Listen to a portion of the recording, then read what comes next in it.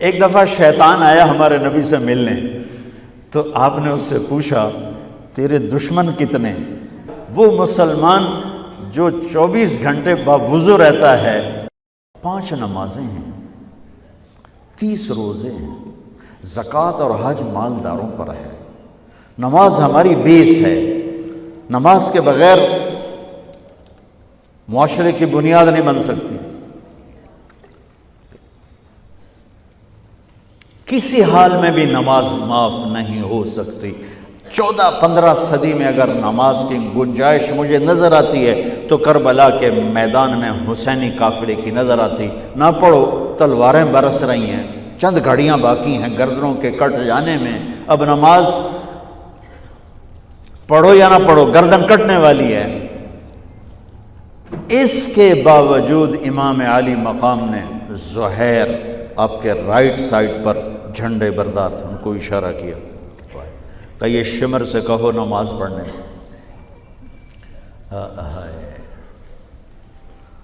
تو انہوں نے آگے بڑھ کے کہا نماز پڑھنے دو، تھوڑی دیر کے لیے رک جاؤ۔ وہ کہنے لگا ہماری تلوار نہیں رکے گی۔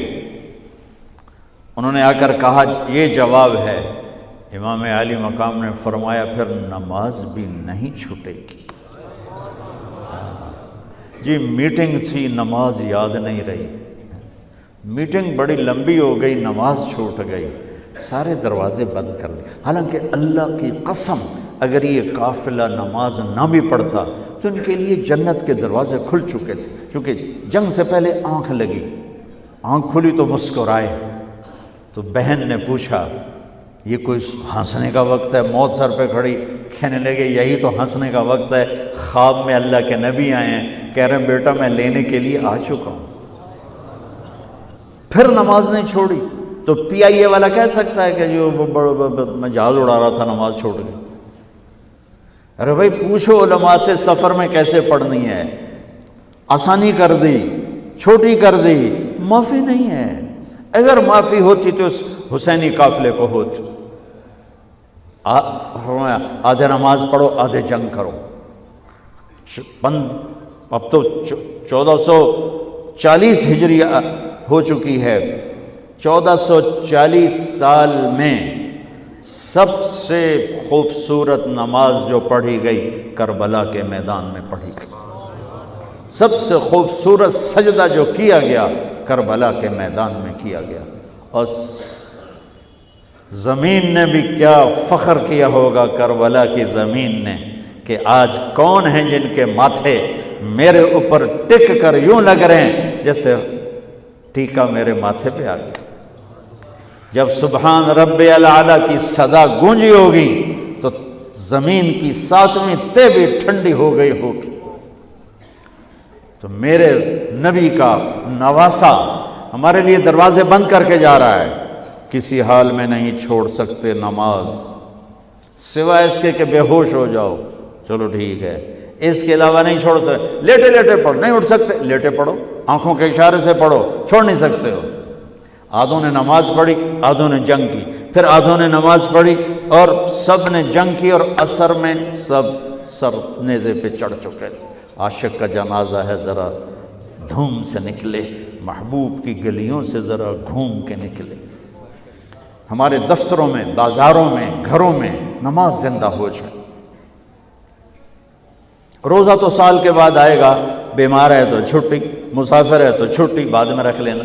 زکوٰۃ پیسے والے پر ہے، حج پیسے والے پر ہے، ایک نماز ایسا فریضہ ہے جس کے لیے میرے رب نے 700 دفعہ قرآن کو ہلا دیا ہے۔ نماز نماز، کبھی لفظ صلاۃ کے ساتھ، کبھی اور الفاظ کے ساتھ، 700۔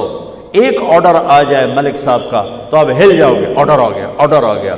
میرا رب 700 دفعہ کہے اور تمہاری مسجد خالی ہو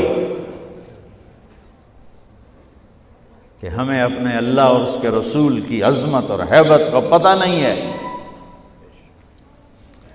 نماز کے بعد زندگی اگر ساری نماز بنانا چاہتے ہیں، ہاں نمازیں کتنی ہیں بھائی بولو؟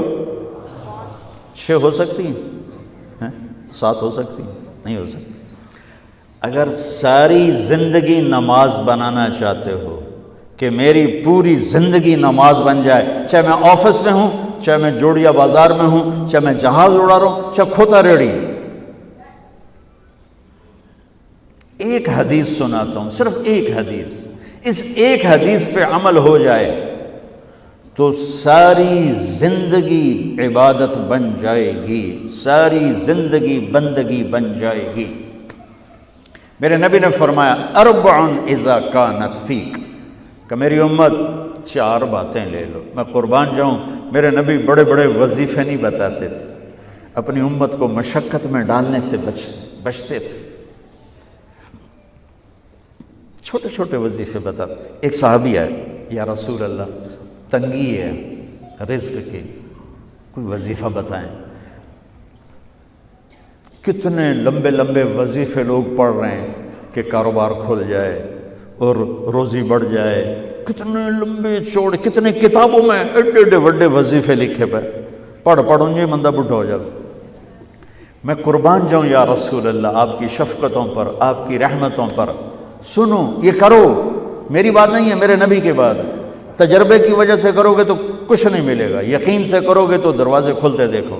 کہ یا رسول اللہ ارید ان یوسع علی رزقی، میں چاہتا ہوں میری روزی کھل جائے۔ تو آپ نے کہا ادم علی الطہارہ یوسع علیک رزقک، تو باوضو رہا کر تیرا رزق کھل جائے۔ کوئی زور لگتا ہے وضو؟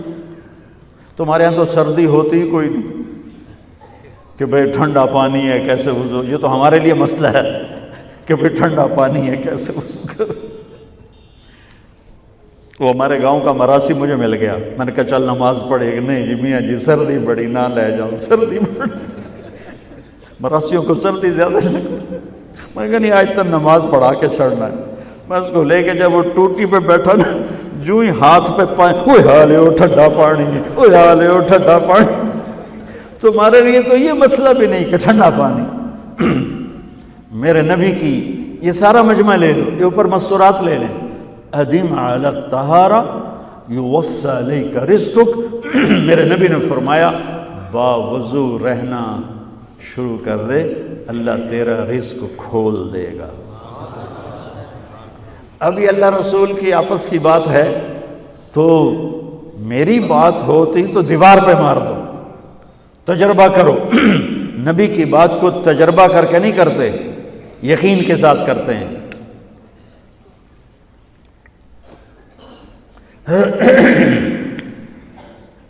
ادم علی الطہارہ یوسع علیک رزقک، باوضو رہا کر۔